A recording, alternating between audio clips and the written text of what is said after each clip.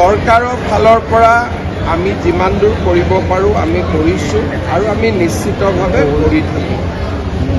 মই আমাৰ ভাৰতীয় জনতা পাৰ্টি গোটেই অসমৰ কাৰ্যকৰ্তাসকলক যোনে যেনেকৈ পাৰে বান সাহায্যত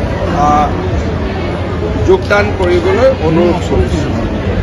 ভাৰতীয় জনতা পাৰ্টিৰ অসম প্ৰদেশৰ পৰা আমি প্ৰায় 2 লাখ পৰিয়ালক, যিহেতু তাত এতিয়া আটাইতকৈ প্ৰয়োজন কাপোৰৰ, আমি 2 লাখ আই মাতৃক একোখনকৈ মেখেলা চাদৰ আৰু 2 লাখ শিশুক আমি একোটাকৈ পিন্ধাৰ টি চাৰ্টেই হওক স্পৰ্টিং গেঞ্জিয়ে হওক আমি দিবৰ বাবে সিদ্ধান্ত কৰিছোঁ। আৰু এই গোটেই প্ৰক্ৰিয়াটোত আমাক প্ৰায় 12 কোটি টকাৰ প্ৰয়োজন হ'ব।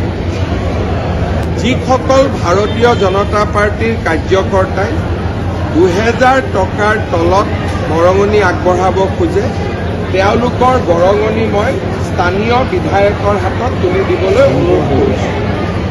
2000 টকাৰ ওপৰত যিসকলে বৰঙণি দিয়াব আমাৰ দলৰ ফেচবুক বা টুইটাৰ একাউণ্টত বা মোৰ ফেচবুক বা টুইটাৰ একাউণ্টত আমি একাউণ্ট নম্বৰ দি দিম। তেওঁলোকে চেক যোগে আমাৰ দলৰ একাউণ্টলৈকে পঠাব পাৰিব। আৰু এই পুঁজি চৰকাৰৰ পৰা নহয়, ভাৰতীয় জনতা পাৰ্টিৰ কাৰ্যকৰ্তাসকলে এই পুঁজি আমাক সংগ্ৰহ কৰাত সহায় কৰিব। আমাৰ বিভিন্ন ৰাজ্যত থকা অসমৰ বাহিৰত থকা ভাৰতীয় জনতা পাৰ্টিৰ কাৰ্যকৰ্তাসকলেও এই আমাৰ সাহায্য অভিযানত সহায় কৰাৰ আশ্বাস দিছে।